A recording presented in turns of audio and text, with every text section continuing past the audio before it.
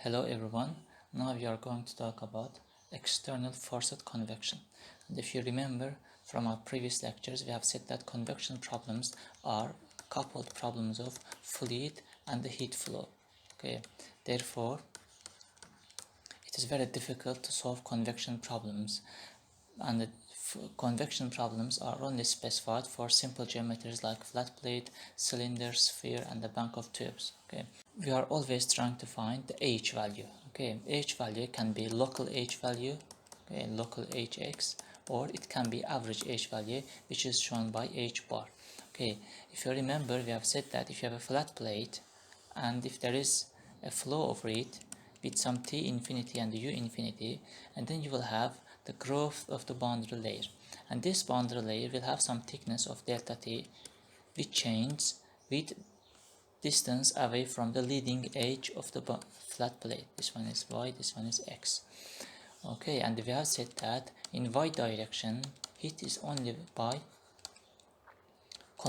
conduction, because velocity in y direction is 0, and then you will have ts minus t infinity by delta t, and this part is ts and this part is t infinity, and this one is exactly the same as Newton's law of cooling, which is ts minus t infinity, because in y direction there is no advection. If there is no advection, then convection and conduction are equal, and in that case you will have h will be equal to k by delta t. Okay, and since the delta t changes with x, so this one is function of x, and then h is also function of x, and if I want to find the value of h at this point, it will be local value, at this point it will be local value. But also what can I do is that I can take a segment here with a distance of l, and I can find hl. Okay, and I will integrate h with respect to x from 0 to l and divide by l. Okay, and this will be the average h value. And if it is internal or external, it doesn't matter. Most of the time we have problem with this h value. The problem is these correlations that we have for different geometries are not accurate, and we will see in the next slides. Okay, and this one is true for external or internal CV. Okay, for any CV we can say, for any convection problem. It can be also free convection. Our aim is to find the h value. Okay, what are the steps? First step is we are defining the geometry. If it is flat plate or cylinder or sphere or the bank of tubes, PCBs, whatever we have, we are defining the geometry, and then we find the fluid properties. Fluid properties will be the density, it can be the conductivity, it can be the viscosity, it can be the beta expansivity, or it can be the Prandtl number. Okay, these are the fluid properties, and I have specified Prandtl number in next steps. Therefore these four properties will be the most important properties, but also you should look for the formula. If any other property is required, you should find it. Okay, and then you are trying to find the Reynolds number. Okay, this one is rho v t by mu. Okay, then Prandtl number. Okay, you can find Prandtl number here or there, it doesn't matter, and you should find the Prandtl number, and you should select the correlation for the Nusselt number. Okay, Nusselt number will be equal to something. Okay, you should find that correlation, and then from Nusselt number you find h. Nusselt number, if you remember, it is h l characteristic by k, therefore h value will be Nusselt number k by l characteristic. Okay, this can be the average or the local values, and then you have finished the process. Okay, this one is true for any convection problem. The first aim is to find h, and the second part is you are having some steps to follow. Okay, and most of the time you will have an error. Okay, and at the base case this error will be 20%. I selected 3 different books. One is by Klein and Nellis, and one is by Chengel and Kajar, and the one is by the Incropera. Okay, and for the same problem, which is flow over flat plate perpendicular to flow, you have the flat plate, you have the flat plate. Okay, and for the same problem you can see the definitions. Nusselt number is equal to 0.257, Reynolds number 0.731, Prandtl number 1/3. Okay, and for the book by Klein and Nellis, this one is 0.228. This one is okay, they are equal, there's no problem. But you can see the Reynolds number range. Here it says that it is 4,000, and it says that it is 15,000.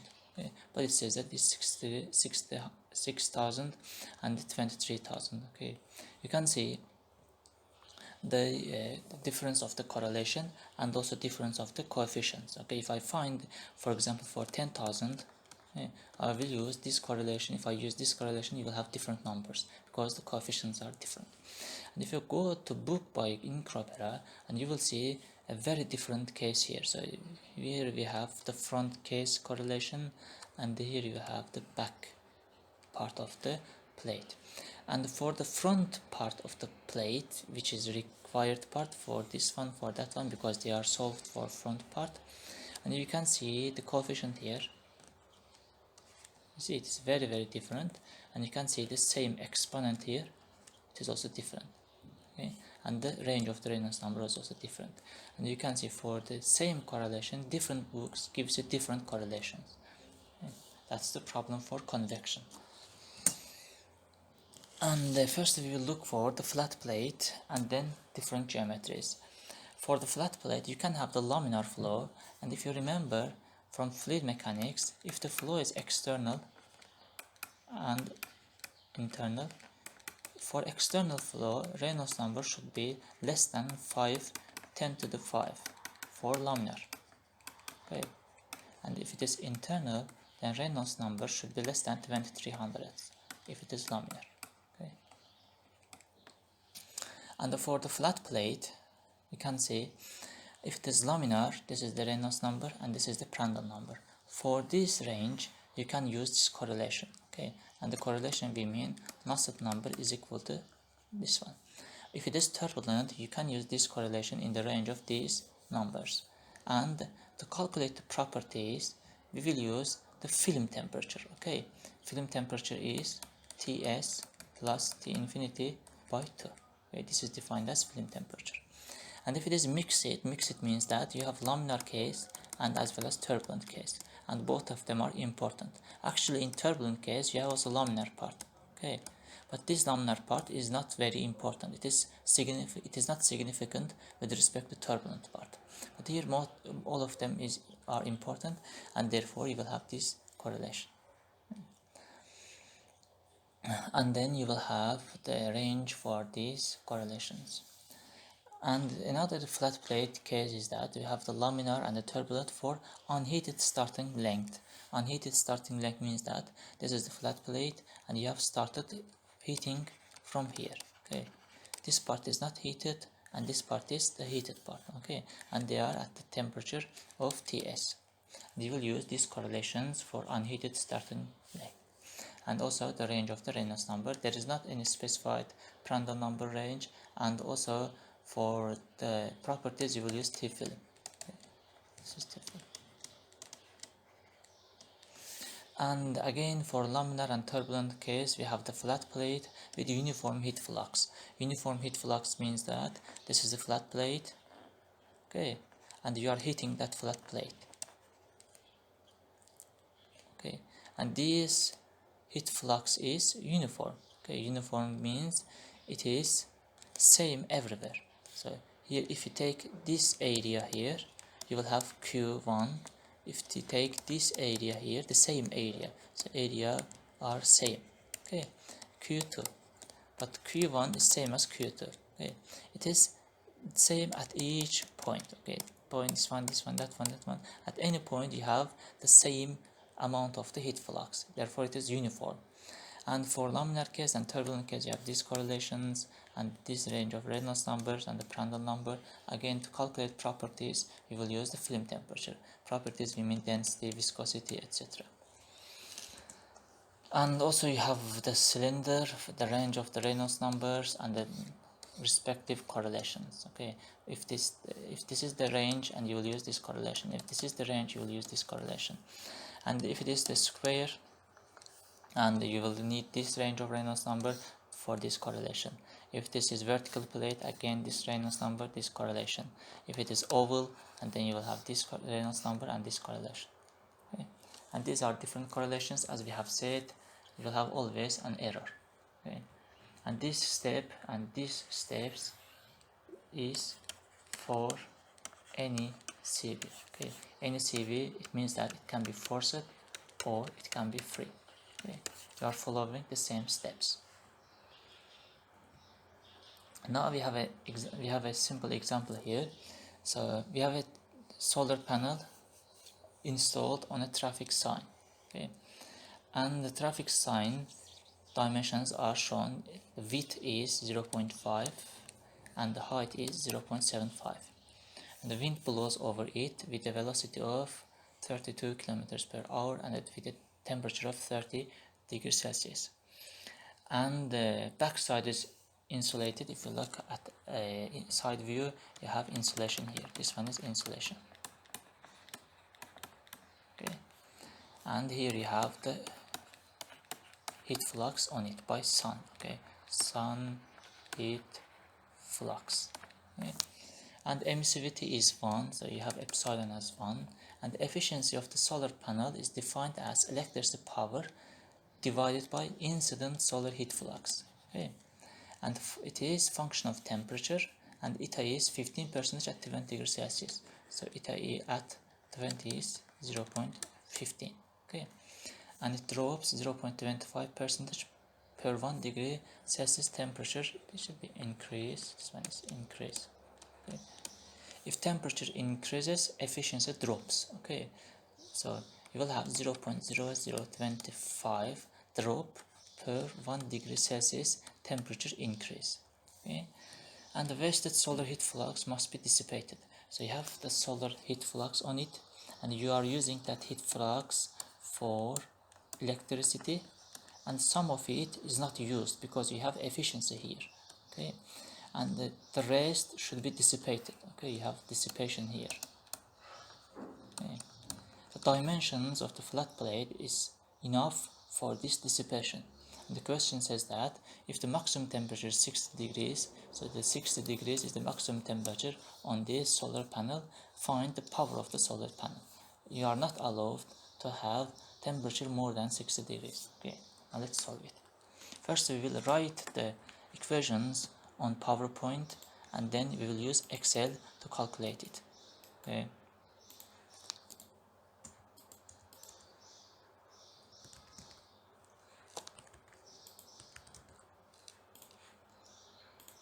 Okay, so firstly we should apply the first law.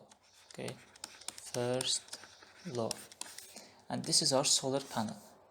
Okay, and if we say that it is steady, we assume it. Okay, and then whatever comes into the system, that should leave the system. Okay, here we have the Q dot S of, so this one is flux by sun. Okay, this is the incident, this one is incident, and you use some of it as electricity, work dot electricity, and you dissipate the rest as CV and radiation. Okay, in quantity is flux into surface area, and out quantity is convection heat transfer, radiation heat transfer plus electricity. Okay, this is the first law that we will write for the system. Okay, now we will move on one by one. So firstly, the easiest ones. So radiation, so Q dot radiation is epsilon sigma surface area, surface temperature to the power of 4, infinity temperature to the power of 4. And the surface temperature is 60 degrees Celsius and infinity temperature is 30 degrees Celsius. This one will be 60, it should be in Kelvin, and this one is also in Kelvin scale. Okay, and the surface area is the width into height, this width into this height, okay? And the sigma is 5.67 10 to the negative 8, and epsilon is given as 1. If you read the question, epsilon is 1 here. This one is 1. So therefore, radiation part is solved. Now the electricity part. Worked out electricity. Okay. It is defined as, if you go back to here, so efficiency is electricity power over incident solar heat flux. Okay. So this one will be eta multiplied with incident solar heat flux into surface area. Okay. This is the total that falls on the solar panel, and this is that you generate with some efficiency. You are generating a fraction of the solar flux as an electricity. So eta is given as at 20 degrees Celsius, eta given as 0.15, and it says that delta eta will be equal to 0.0025 per 1 degree Celsius change. Okay.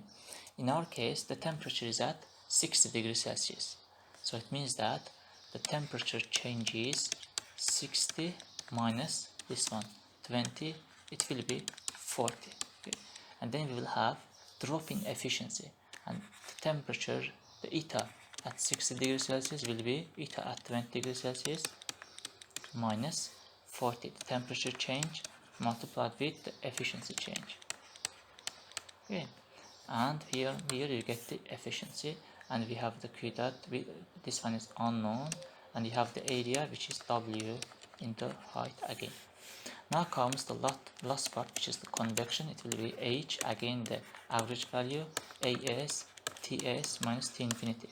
T infinity, we know it doesn't matter, it is Celsius or the Kelvin scale.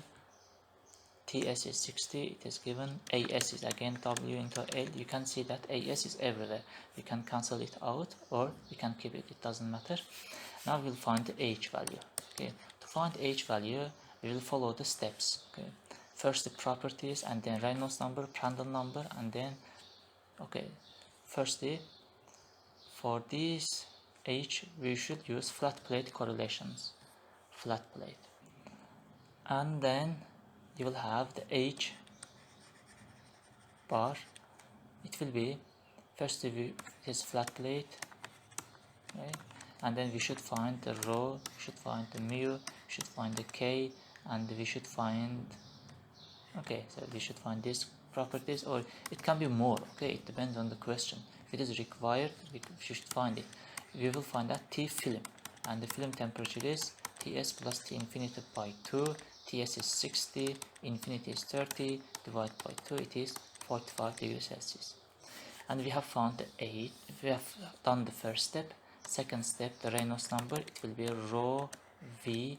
In this case, if it is flat plate, Reynolds number is defined as the width. This is the flow, in flow direction, the L, you can call it. And it will be W divided by the mu. Okay, you are selecting the dimension in flow direction. If there's flow direction, the dimension will be the length of it. If you had the flow in that direction, and then H would be the characteristic length for the Reynolds number. And you find the Reynolds number, and the V is given as, what is the V value here? And this is 32 kilometers per hour. And then the next step is Prandtl number. Let's go back to our steps. Prandtl number and the correlation. Okay. And we should find Prandtl number. This is from table. We'll do the steps, and then the correlation, and then H value. Okay. Let's do the question now one by one. In Excel, we will use Excel for the solution.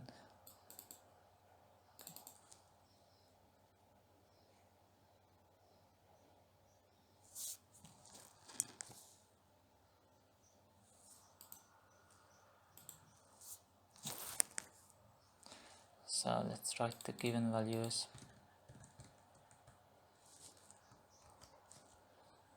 So we have epsilon as 1. Let's write one by one.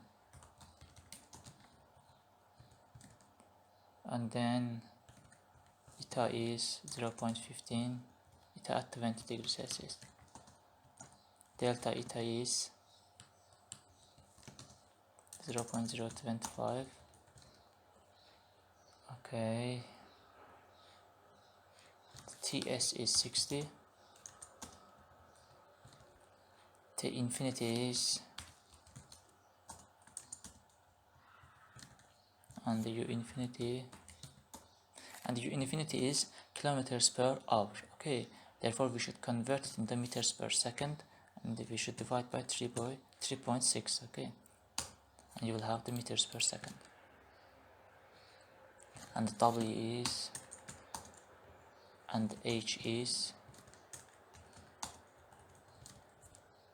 okay, good.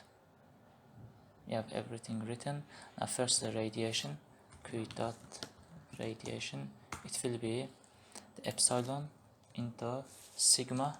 Sigma value is 5.67 10 to the power of negative 8 multiplied with the Ts, first the area is W into H, and Ts, it should be in Kelvin scale, therefore we should convert it from, Ts is 60, it should be from Celsius to Kelvin.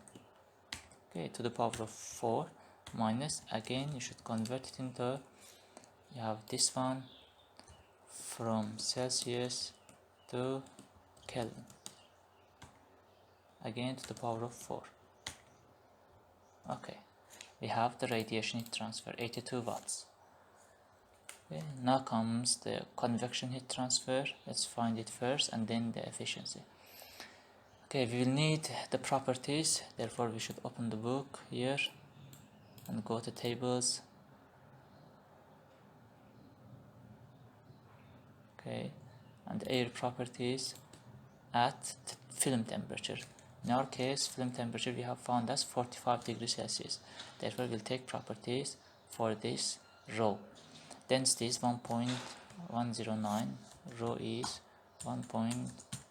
Okay. Then you have the K value. Okay. So we can need more properties as the problem develops. Okay. Now we are writing the general, most of the time required properties, but it can be more or less, depends on the problem. Okay, and finished. So we can find the Reynolds number now, the steps we are following, exactly the same steps. So the properties and then Reynolds number, it will be density into the infinity velocity into width divided by mu. Okay. And shows that it is 2.5 10 to the power of 5. If you go back to correlations, 2.5 10 to the power of 5, it means that it is laminar. If it is laminar, we will use this correlation. Now we should check the Prandtl number, and then Prandtl number, this is the next step, because if you go back to here, Reynolds number, then Prandtl number, then correlation. And the Prandtl number, again from the chart table, 45 degrees, Prandtl number is 0.7241. And as you can see, Prandtl number is also okay, Reynolds number is also okay, and you have the correlation as 0.664, Reynolds number 0.5, Prandtl number 1/3. So I will write as Nusselt number, it will be 0.664 multiplied with Reynolds number to the power of 0.5, Prandtl number to the power of 1/3, and this is the Nusselt number. And from this Nusselt number I will find the H value. If you remember, H from the Nusselt number. For flat plate, the characteristic length is again the width, this one, W. Okay, so it will be that H bar, it will be Nusselt number into conductivity divided by the width. Okay. This is the characteristic length for the flat plate, okay, for the Nusselt number. And for the other geometries, you can see this is the characteristic length. Okay, these are the characteristic length that we are using. Okay, good. And for the flat plate, if the flow happens in this direction, as you remember you have said it, and the characteristic length will be the h. It depends on the direction of the flow. And I have, let me go back to here, I have the Nusselt number, I have h bar, so I can find q dot cv, and this one will be equal to h bar into surface area into ts minus t infinity. And I have this amount of 182 watts of convection heat transfer. Now if I go back to my equation, this one plus that one plus the electricity power should be equal to overall equation here. So now electricity power, so eta at 60 degrees, we are trying to find efficiency at 60 degrees, it will be this one minus the temperature change will be 60 minus 20, it will be 40 into efficiency change. So we have 5% efficiency at this temperature. So if I go back to my equations, so here we have, if I solve this equation here, let me use another color. So you will have q dot SAS will be equal to q dot CV plus q dot radiation plus work dot electricity. It is eta q dot S into AS. So I can write this one as 1 minus eta q dot SAS will be equal to q dot CV plus q dot radiation, and eta is 5%, therefore this is 0.95. Okay, and then q dot S will be equal to q dot CV plus q dot radiation divided by AS into 0.95. Let's find it.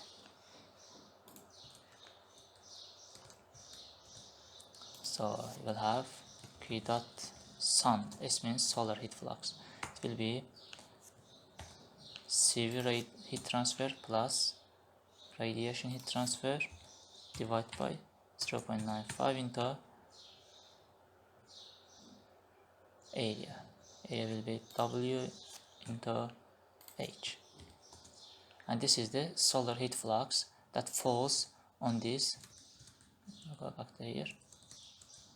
This is solar heat flux that falls on this solar panel, but the efficiency is 0.05. It means that we are using only 5% of that one for the power of the solar panel, and then we'll use 5% of that one.